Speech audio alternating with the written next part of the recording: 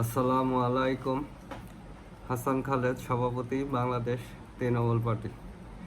দর্শক শ্রোতা, আজকে আপনাদের সাথে কথা বলি।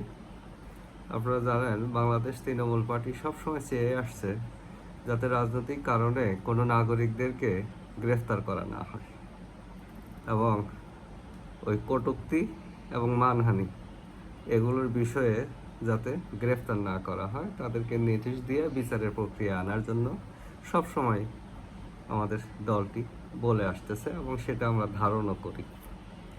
আমাদের সুযোগ আসলে আমরা সেই ব্যবস্থা করব এবং সরকারের কাছে আমরা দাবিও করব। রিসেন্ট যে জিনিসটা দেখা গেছে যে কিছু সংখ্যক নাগরিকের মধ্যে দেখা গেছে যে তারা প্রত্যেক ইস্যুতেই মনে করে রাষ্ট্রদ্রোহিতা হয়ে গেছে, বক্তব্য দিলেই মনে করে যে রাষ্ট্রদ্রোহিতা হয়ে গেছে, গ্রেফতার করতে হবে, বিচার করে ফাঁসি দিতে হবে, এইরকম একটা মনোভাব পোষণ করে এবং কথাবার্তা তো লাগামহীন সবই বলে। তো এটাতে হয় কি, এটাতে হয় আমাদের আইনের শাসন ব্যাহত হয়, আর আমাদের যে সভ্যতা, এই সভ্যতা হয়ে যায়, নিম সভ্যতা, মানে আমরা অসভ্যতার দিকে যাচ্ছি। আবার এই সমস্ত কাজ করে আবার দেখা যায় যে কাউকে আক্রান্তও করে। যেমন এই যে খুব রিসেন্ট আমি এক অ্যাডভোকেটের কথা বলবো, যে অ্যাডভোকেট চৈতালি চক্রবর্তী, ওনার একটা বক্তব্যকে কেন্দ্র করে একটা তুলকালাম ঘটনা চলতেছে, আলোচনা চলতেছে, তাকে গ্রেফতারের কথা বলতেছে, রাষ্ট্রদ্রোহিতার মামলা আনতে বলতেছে, কিন্তু বাংলাদেশ তৃণমূল পার্টি তার বক্তব্যে রাষ্ট্রদ্রোহিতার কোনো উপাদান খুঁজে পায় নাই। এটা বাংলাদেশ তৃণমূল পার্টি পায় নাই, অন্যরা হয়তো পেয়ে থাকতে পারেন সেটা।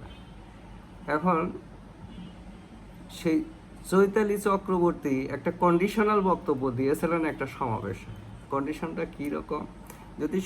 যদি সনাতনীদেরকে নিরাপত্তা দিতে ব্যর্থ হয় বা না দিতে পারে, তাহলে সেক্ষেত্রে তারা সনাতনীদের জন্য একটা পৃথক প্রদেশের জন্য দাবি তুলবে, ব্যবস্থা করার জন্য দাবি তুলবে, এটা তাদের নিরাপত্তা নিশ্চিত করার জন্য। তো এটা কিন্তু এই না যে সে রাষ্ট্রের বিরুদ্ধে কোনো কথা বলল। একটা প্রদেশ চাইছে শর্ত সাপেক্ষে, তা আমাদের তো প্রদেশ পর্যন্ত যেতেই হবে না যদি আমরা শর্ত ফুলফিল করে ফেলতে পারি।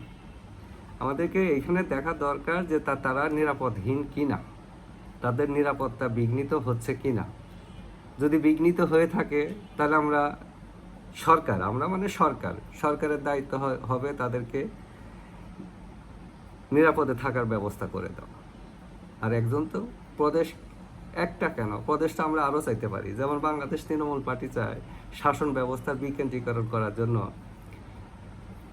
9+1, মানে একটা কেন্দ্রীয় রাজধানী আর 9টা বিভাগীয় রাজধানী থাকবে।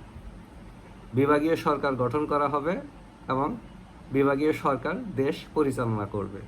কেন্দ্রীয় সরকার ওই নীতি নির্ধারণ, এগুলো বিষয়ে, প্রতিরক্ষা, এগুলো বিষয়ে নিয়ে চিন্তা করবে বা থাকবে। তো এইখানে কি, এটা তো হলো আমার দলের দাবি, আমাদের দাবি, এইখানে কি কোনো রাষ্ট্রদ্রোহিতার উপাদান আছে? যে আমরা বিভাগীয় শাসন চাই। এখন ইউনিটারি শাসন ব্যবস্থা, একজন প্রধানমন্ত্রীর আন্ডারে।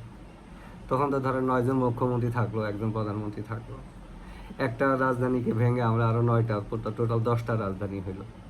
তাহলে এটা যেরকম আপনার এখানে কোনো প্রকার রাষ্ট্রদ্রোহিতা নাই, এটা হলো আমাদের দলের অপিনিয়ন। আমরা চাচ্ছি 18 কোটি মানুষের জন্য ইউনিটারি পদ্ধতিতে থাকা সম্ভব না।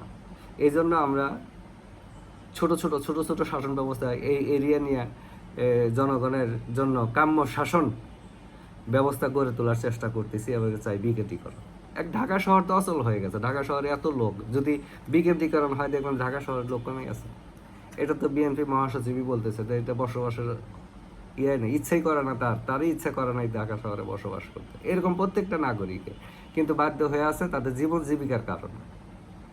এই যে যেমন ধরেন আমার কথাই ধরেন, আমি ঢাকা ছাড়া যাবো কোথায়? জীবন জীবিকার জন্যই তো আমার ঢাকা থাকতে হয়। তো এরকম মানুষ বাধ্য হয়ে থাকতেছে জীবন জীবিকার জন্য থাকতে। কাজেই আমরা প্রত্যেকটা নাগরিকের নিরাপত্তার কথা যদি চিন্তা না করি, তাহলে আমরা নিরাপদ থাকবো কেন? এটা জীবনের জন্যে একজন আরেকজনের পাশে দাঁড়াবে। আমি একজন নাগরিক, আমি কিভাবে বলি তাকে গ্রেফতার করো? আমি বলতে পারি তাকে বিচারের আওতায় নিয়ে আসো, আমি এটা বলতে পারি। যে রাজনীতির কারণে বক্তৃতা দিলে যদি গ্রেফতার করতে হয় তাহলে তো হয় না। আর যেগুলো বেইলেবল সেগুলোর জন্য আমি গ্রেফতারের কথা কেন বলবো? গ্রেফতার, শোন অ্যারেস্ট, এগুলো হলো নাগরিকদেরকে নির্যাতন করা।